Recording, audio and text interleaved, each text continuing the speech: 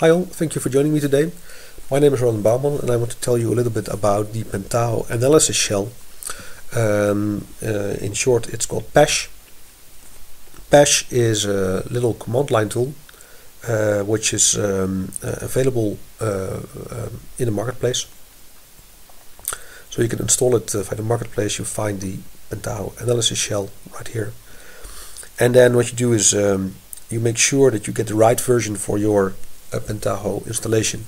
So currently I'm on Pentaho 5.3, which is the current GA version, and for that I need to take version 0.14 of Pash. If you're on 5.2 or in the future if you're on 5.4, you can use the Edge version or maybe a latest GA version. So I already installed Pash, so I don't have to do that right now. After I installed Pash, you can access it via the Tools menu. So what happens is you click the menu item and Pash opens a new tab, and you can see a little bit of version information.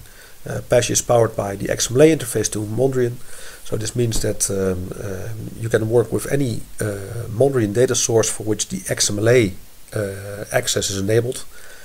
To ensure that XML access is enabled for your data sources, you just open the data source manager and you find your analysis data source, and there you edit the data source and you make sure that the enable XML flag is set to true. You do this for all the analysis data sources that you want to use within Pash. So the way to use Pash is usually the first thing you want to do is, when you're inside Pash, you want to show or at least get a list of all the available Mondrian schemas. So the way that it works is you type the show command, and the show command, if you do show catalogs, you get the list of available schemas.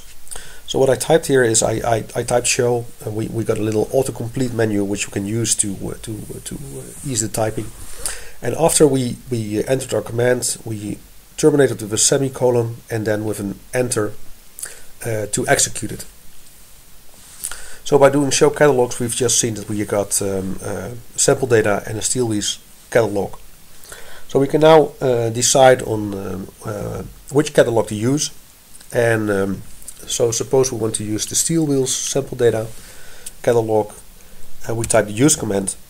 So if I type the use command, I also get a list where I can choose which catalog to work with, and so I choose SteelWheels, terminate with a semicolon, do the enter command, and now it will confirm that we have the current catalog is set to SteelWheels.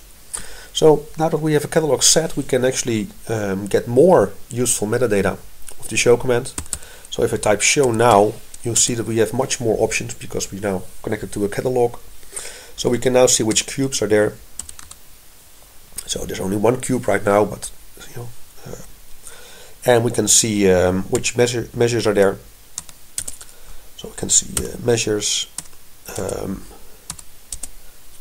So I'm just showing off that we have a where command, a where clause for our show command. There's only one cube right now, but if you have got more cubes, you're going to appreciate the fact you can filter the output with a where command. So semicolon, enter. So we can see that we have two measures, quantity and sales, and we can do show the hierarchies. And this is basically all the information we need to start building a query. So let's do that. Let's do something simple. Let's ask for all measures, and let's see them against time. And so what we do is we type, we do a select query, and now that we're here, we want to do we want to get the measures, right? So what you do is, if you want to, whenever you want to type an MDX identifier, just type the square brace open, and this will trigger a query in the background to get an autocomplete list for the available identifiers. So right now I have got nothing here. So it will pop up a list with all the available dimensions and hierarchies.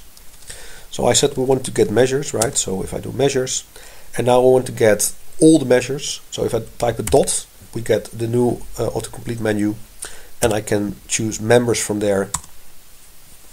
And this is basically it. This will get all the members for our measures dimension.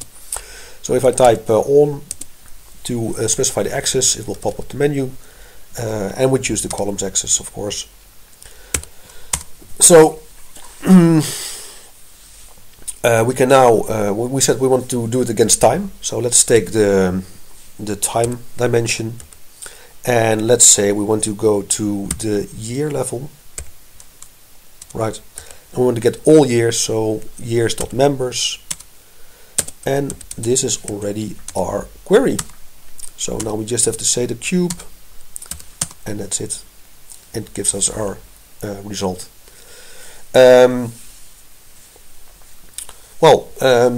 This was a short introduction into Pash. I hope you enjoyed it. Please do try to use it and give me your feedback. You can find the product on GitHub. The URL for the GitHub is actually in the help, so you can find it here. If you go there, you can offer me your suggestions, bugs, feature requests. Just put them on GitHub, and I can process them. One of the things that might be interesting to know is Pash is originally developed for Pentaho, but it's not restricted to Pentaho. You can actually use it with other OLAP providers as well. It works well on Jasper Report Server, it works on ICCube, and for specific instructions on how to install it on those platforms, you can go to the project page on GitHub. Thank you. This was Pash.